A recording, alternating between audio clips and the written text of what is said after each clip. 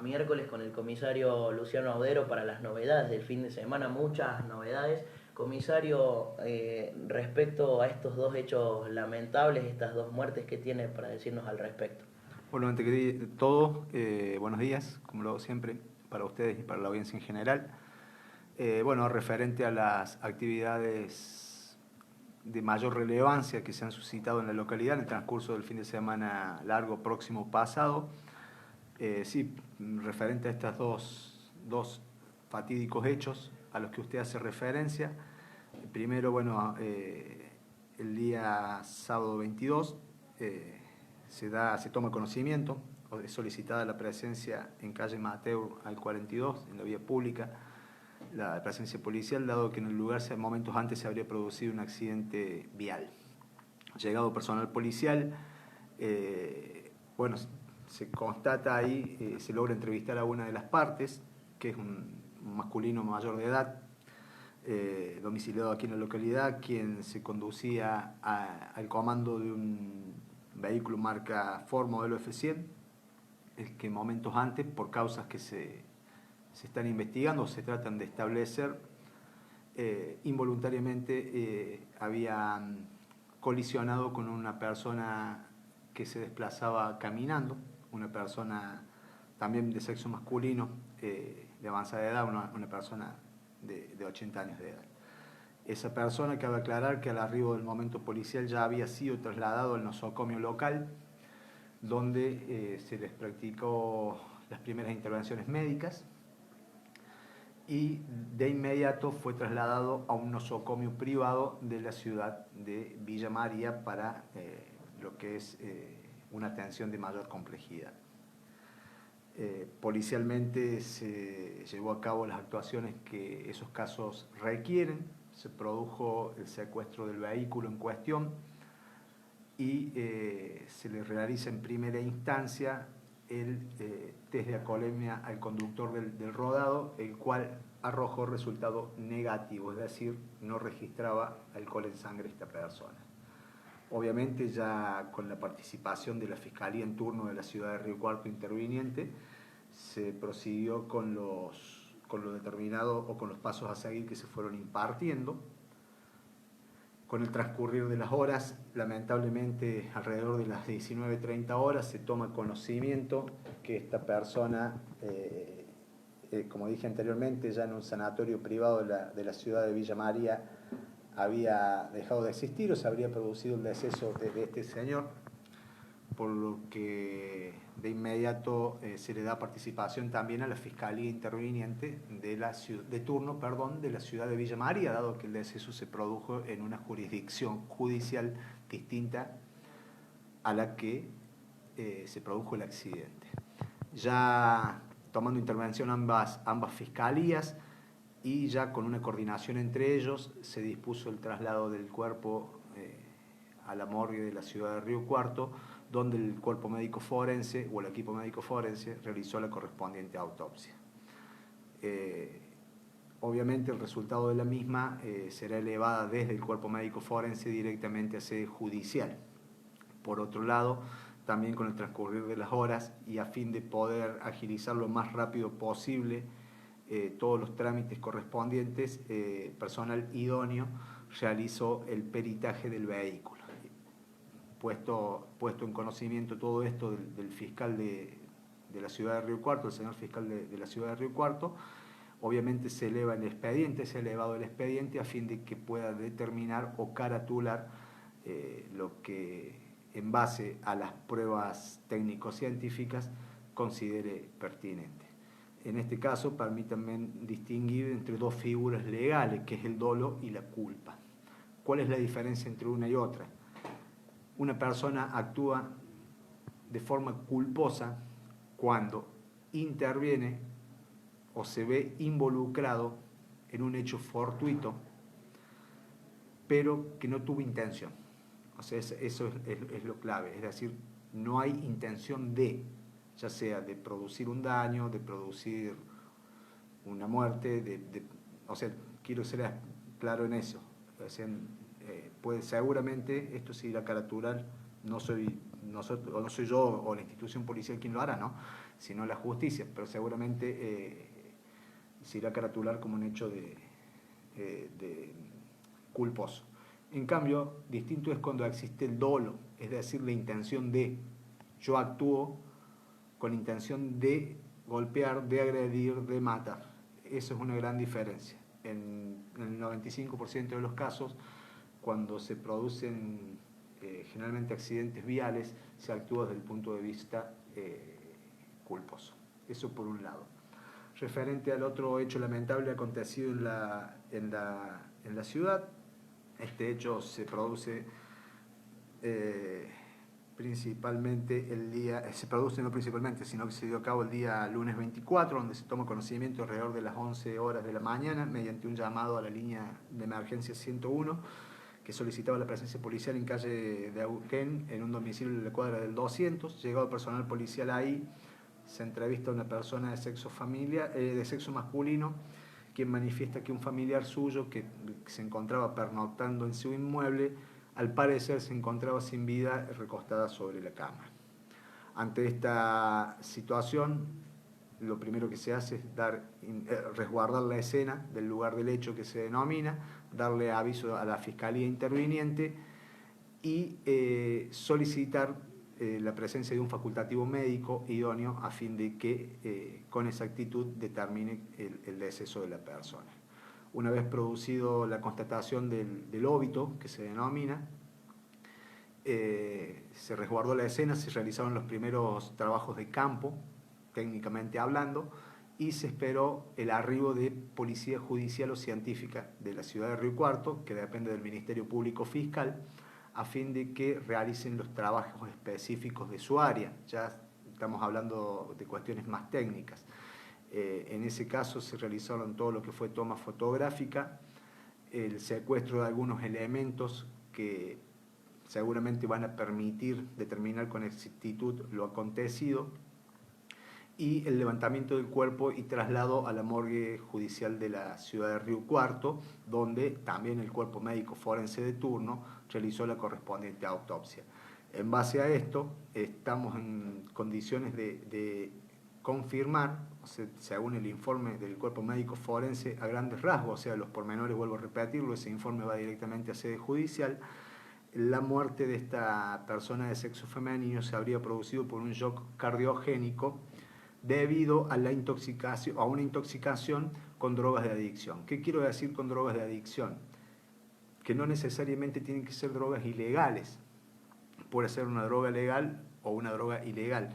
Eso lo va a determinar después los estudios del cuerpo médico forense, ¿no? Pero básicamente es eso, lo cual hace presumir con cierto grado de probabilidad que esta persona ha atentado contra su vida.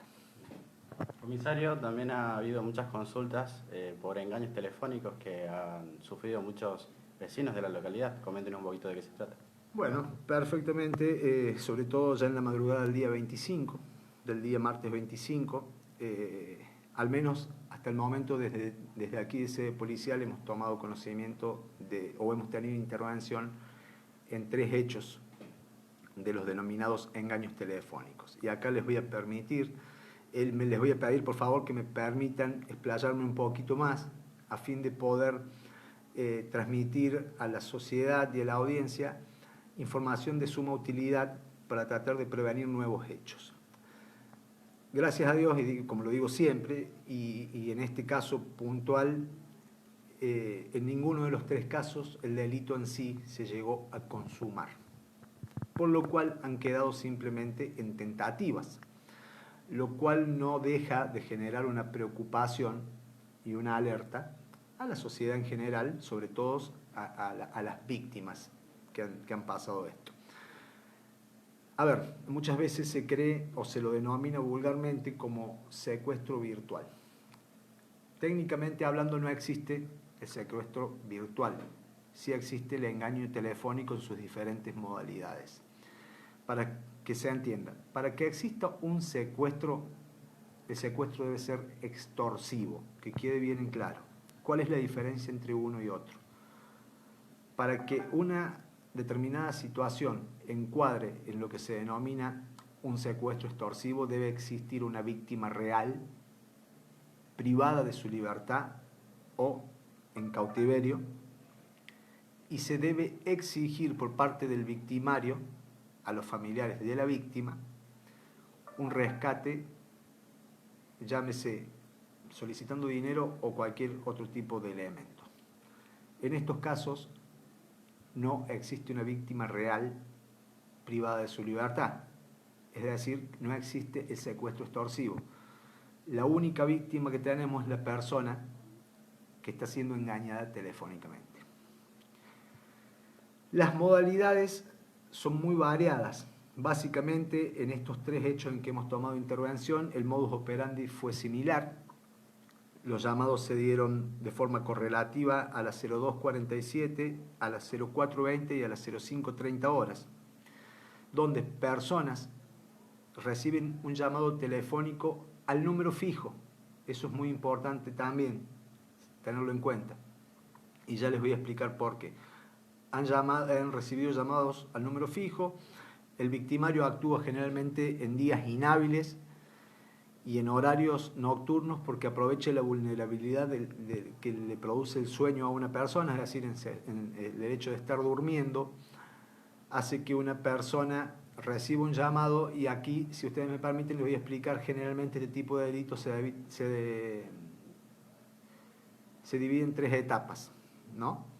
Que uno, cuando dice tres etapas, todo se da de forma muy rápida, correlativa y en cuestión de minutos. Una primera etapa donde a la persona, como dije anteriormente, aprovechando esa situación de sueño, de despreocupación, de descanso, se la notifica mediante un engaño, haciéndose pasar ya sea por personal policial, por un familiar, por un amigo, se la notifica de una noticia generalmente no deseada, que es lo que se dieron en estos tres casos, diciéndole, por ejemplo, de que ese familiar tuvo un accidente.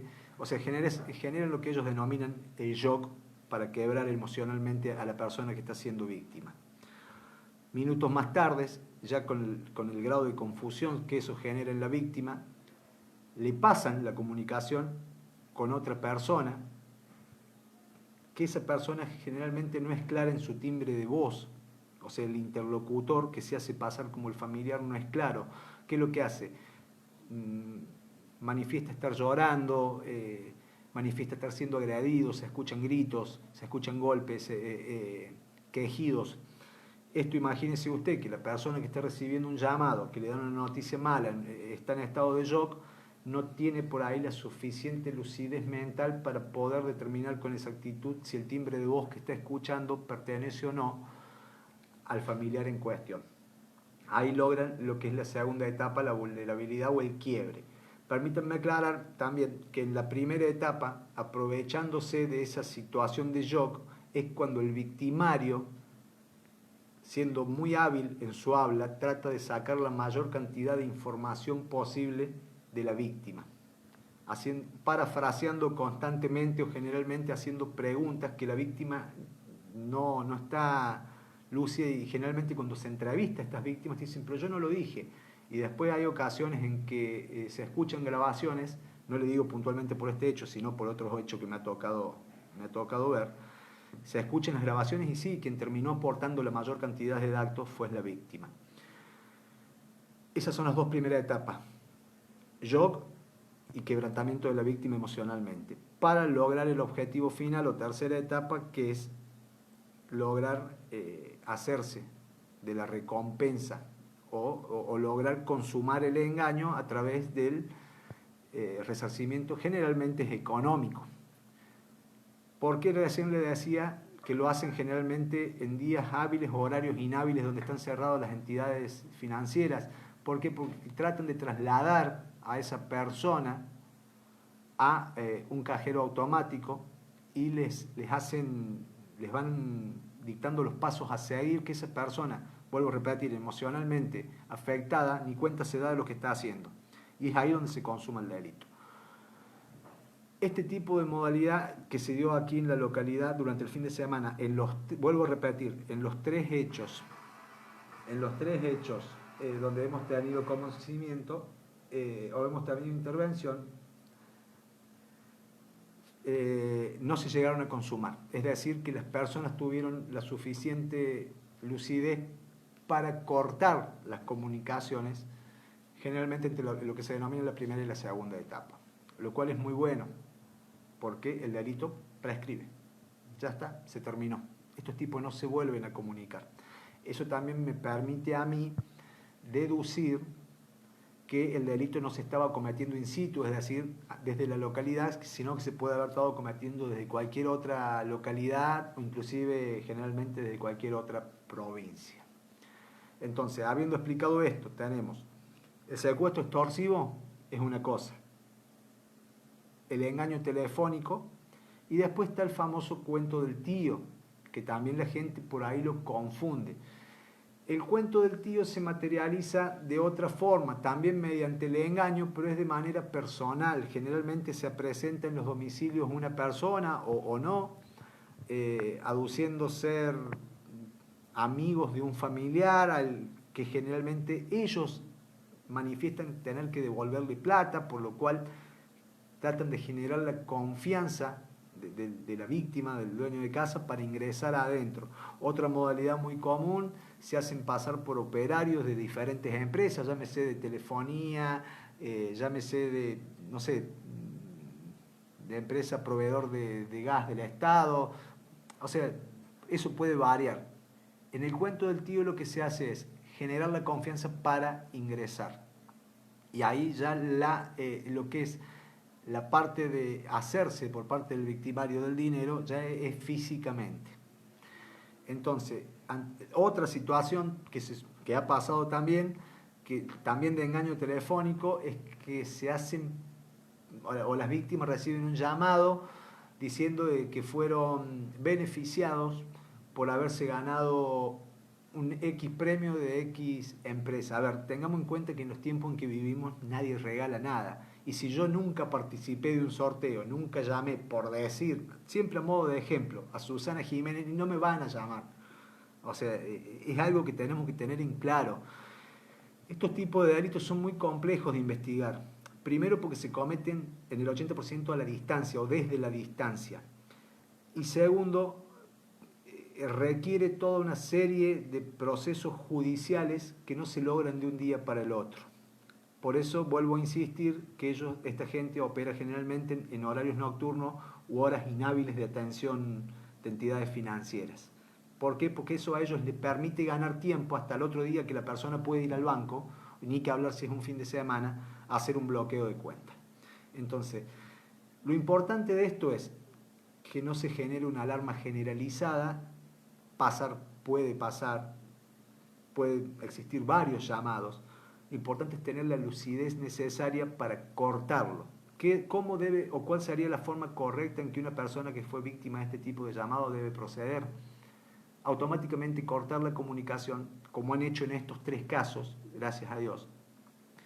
Comunicarse con ese familiar o intentar comunicarse con algún otro familiar que les transmita la tranquilidad que la persona a la que ellos dicen que tienen en cautiverio se encuentra bien, y de inmediato dar participación mediante un llamado al 101 a la institución policial. Eso es lo que debe pasar, y no vuelven a llamar, porque generalmente esta gente actúa al azar, agarran una guía telefónica y empiezan a llamar. O sea, imagínense en que a lo mejor en una noche hacen, te doy un ejemplo, 40 llamados, de los cuales llegan a concretar su fin en 1 o 2, suficiente para su propósito, pero mientras tanto generaron una alerta generalizada o una preocupación generalizada. Entonces, ante este tipo de casos, tranquilizarse, proceder de esa forma, no dar por favor ningún tipo de datos. Corten la comunicación, tratar de comunicarse con ese familiar y solicitar la presencia policial mediante un llamado al 101. No es mucha más que eso lo que se puede hacer. No es un delito prevenible de acción directa, no es un delito que se pueda prevenir porque el patrullero esté andando o esté circulando, porque el móvil policial esté circulando, sino que la mejor herramienta que tenemos para enfrentar este tipo de delitos es la información, interiorizarse. Muchas gracias. Por favor, que tengamos. Claro.